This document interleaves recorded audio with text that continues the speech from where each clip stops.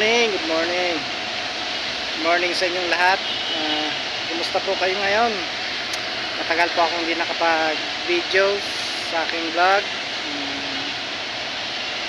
It's Sunday, January 19 dito sa Pilipinas. Yung mga OFW nating mga supporters, subscribers, kumusta po kayo dyan? At sana okay lang din ang yung araw-araw na buhay, no? So it's January, lagpas na naman kalahati yung January ng 2025. Back to normal, galing sa bakasyon. Yung mga nagbakasyon, sulit yung bakasyon nyo. Ako din pagbakasyon ng 2 weeks, so masaya.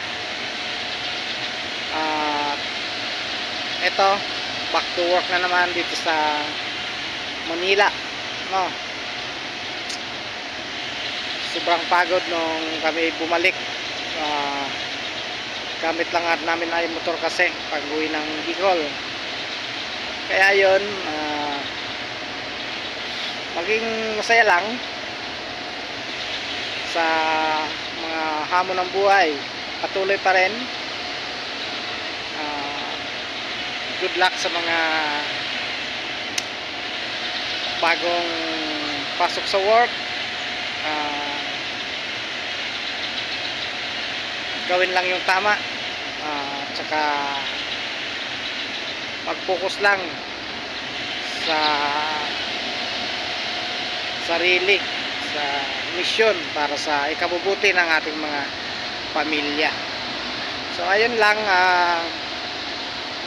nangungumusta lang sa lahat.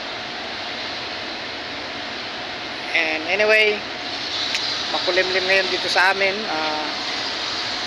Kung naitatanong nyo, ito dito sa Makati, ayan, medyo makulimlim ang panahon. Ulan siguro. So ayan muna, update lang dito sa aking vlog. Jaime Loreto TV, pasupport na lang. Thank you so much yung mga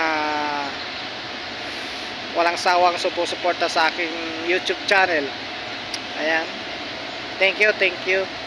It might get 2,400 subscribers na tayo, and sana madagdagan pa. At tsaga-tsaga lang, kahit di pa tayo magkakaroon ng sahod sa YouTube. Matagal na pero hindi pa rin. So wag nating madaliin, no? Kung ano ang nararapat, kunti-kunti lang. Andyan si Lord, gagabayan tayo sa anumang desisyon. Okay? And thank you once again. Bye bye.